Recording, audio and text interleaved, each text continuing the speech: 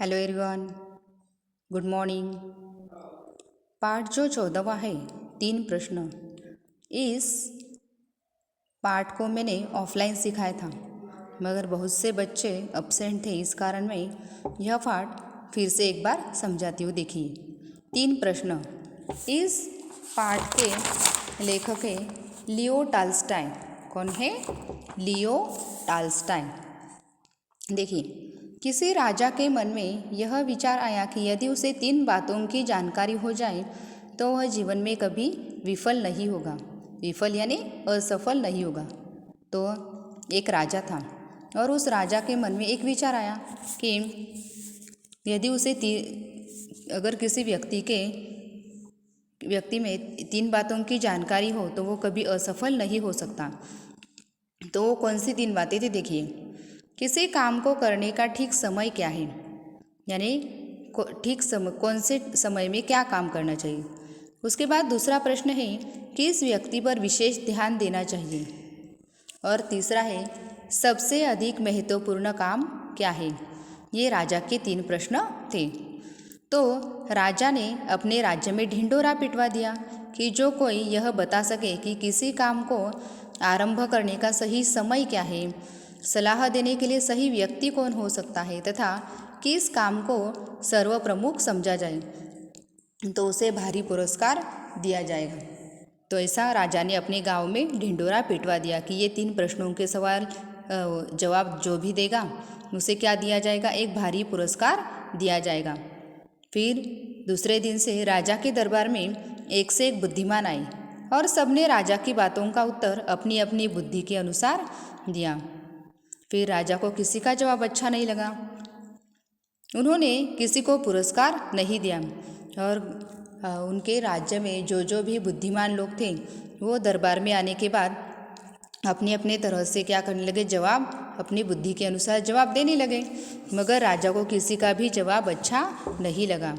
फिर उन्होंने किसी को भी पुरस्कार नहीं दिया। एक साधु जो प्रसिद्ध और बुद्धिमान थे, राजा ने उन्हीं के पास जाने का निश्चय किया। फिर इन 3 सवालों के जवाब के लिए राजा ने किसके पास जाने का निश्चय किया? एक साधु के पास। जो साधु कैसा था? बहुत ही प्रसिद्ध और बुद्धिमान था। और वो साधु एक जंगल में कुटिया बनाकर रहते थे। वे अपनी कुटिया छोड़कर कहीं नहीं जाते थे। वहीं पर रहकर वो क्या करते थे? दिन दुखियों से मिलते थे। और राजा भी, फिर राजा ने क्या किया कि अपना जो राजा का जो पहराव था, वेश था, वो बदलकर साधारण वेश में वहाँ जाने के लिए वो चल पड़े। कुटिया पहुँचने से पहले ही वे घोड़े से उतर गए तथा अपने जो घोड़े थे और अंगरक्षक थे उनको भी वापस भेजकर अकेले ही कुटिया पर गए साधु से मिलने के लिए। क्यों गए थे वो? क्योंकि उन्हें 3 प्रश्नों के जवाब पाने थे, इसलिए। साधु कुटिया के सामने खेत कोड़ रहा था। जो साधु था वो क्या काम कर रहा था? अपनी कुटिया के बाहर खेत कोड़ने का काम कर रहा था। राजा के पहुँचने पर उन्होंने उनका अभिवादन किया, यानी राजा जब वहाँ पर आया तो उनका स्वागत किया गया, किंतु खेत कोड़ना जारी रखा। यानी जो काम वह कर रहे थे वह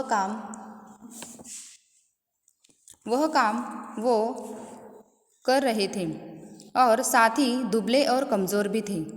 अतः कुदाल चलाते हुए हर बार वे हांफने लगते थे और कुदाल चलाने का काम भी कर रहे थे और चलाते चलाते वो बूढ़े होने के कारण वो हांफने लगे थे।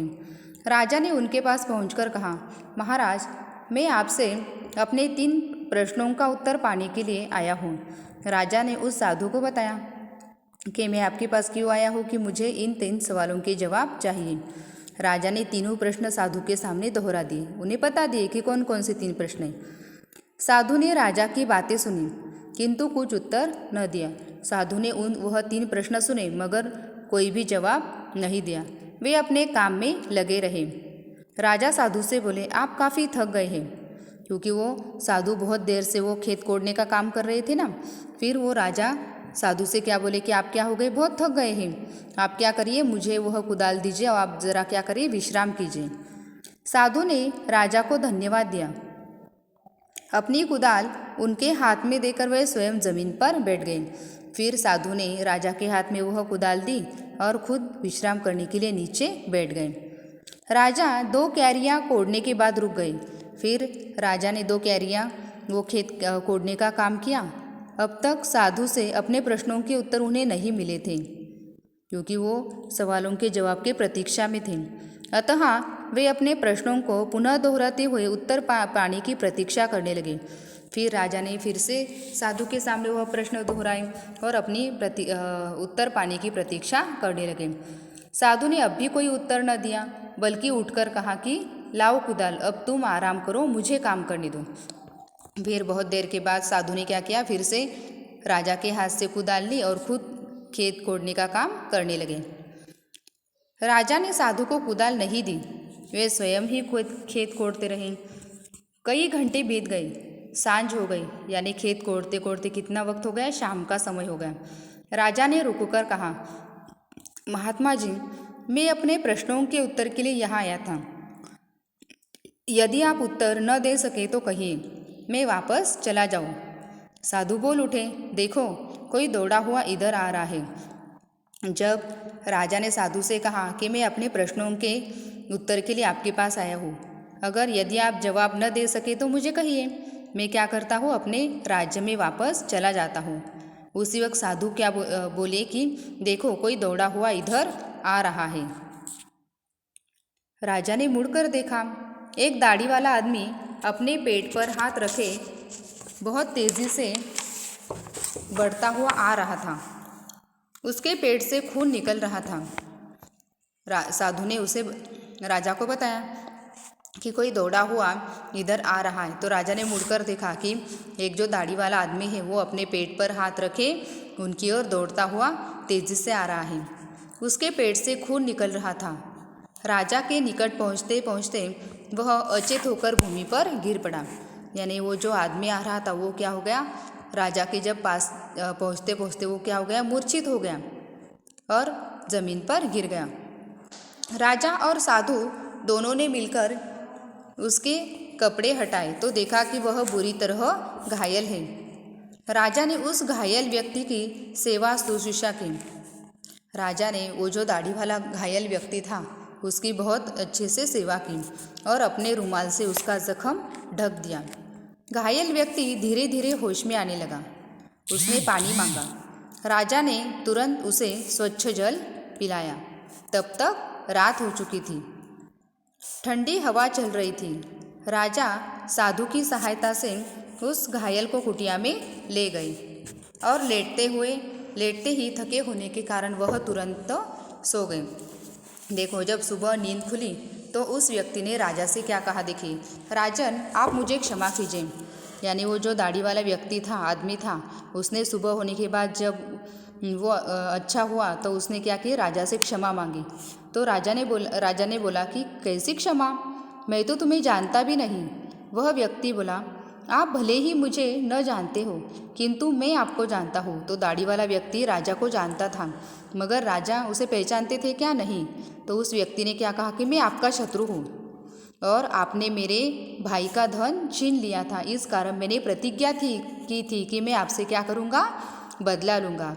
और जब मुझे पता चला कि आप अकेले ही साधु से मिलने गए हैं तो मैंने क्या किया, एक निश्चय किया और आज लौटते समय आपको क्या करूँगा, मैं जान से मार डालूँगा।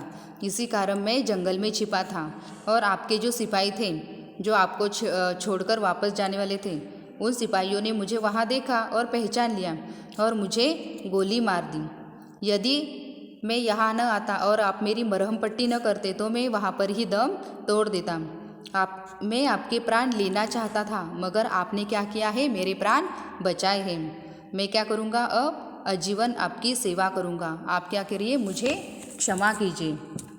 राजा अपने शत्रु से इस प्रकार की बातें सुनकर बड़े प्रसन्न हुए और प्रसन्न होकर राजा ने उस दाढ़ी वाले व्यक्ति को एक वचन दिया कि वे राजवैद्य से उसकी क्या करेंगे, चिकित्सा कराएंगे, यानी उसका इलाज कराएंगे और उसके भाई की जो संपत्ति उसने ली थी वो उसे वापस कर देंगे।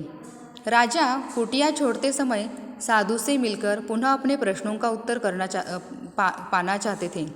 साधु ने कहा कि तुम्हारे प्रश्नों के उत्तर तुम्हें मिल चुके हैं। राजा बोले, वह कैसे? साधु ने उत्तर दिया, यदि तुम मेरी कमजोरी पर दया करके कैरिया न कोड़ते बल्कि घर लौट जाते तो वह जो दाढ़ी वाला व्यक्ति था वह तुम पर क्या करता? हमला कर देता। अतः सही समय वही था जब तुमने वह खेत कोड़ने का काम किया था। प्रश्न दूसरा का जवाब देखिए। सही व्यक्ति मैं था जिसे सहायता की आवश्यकता थी और दूसरों की मदद करना क्या है? सबसे महत्वपूर्ण काम है। और बाद में जब वह आदमी दौड़ा दौड़ा आया तो सबसे महत्वपूर्ण समय वह था जब तुम उसकी सेवा कर रहे थे। यदि तुम उसकी सेवा न करते तो वह क्या हो जाता? मर जाता। अतः सबसे महत्वपूर्ण व्यक्ति वह था। तुमने उसके लिए जो कुछ किया था वही महत्वपूर्ण कार्य है। जब देखिए, सदा एक बात याद रखना कि जीवन में सबसे महत्वपूर्ण समय है वर्तमान काल, यानी भूतकाल, यानी बीते हुए कल के और आने वाले कल के बारे में, समय के बारे में सोच के हमें कुछ फ़ायदा है क्या? नहीं। इसलिए जीवन में सबसे महत्वपूर्ण समय कौन सा है? वर्तमान काल। और आने वाले समय या बीते समय पर नहीं बल्कि वर्तमान काल पर ही क्या है? हमारा अधिकार है। दूसरा है, जीवन में सबसे महत्वपूर्ण व्यक्ति वह है जिसके साथ तुम उस क्षण हो। कौन जाने वह फिर कभी मिल पाएगा या नहीं। और तीसरी बात है कि जीवन में सबसे महत्वपूर्ण कार्य कौन सा है? परोपकार। ये 3 बातें सदा हमेशा याद रखना। ये पाठ अच्छे से समझ लीजिए और अपनी नोटबुक में इसके शब्दों के अर्थ लिख लीजिए। Thank you very much.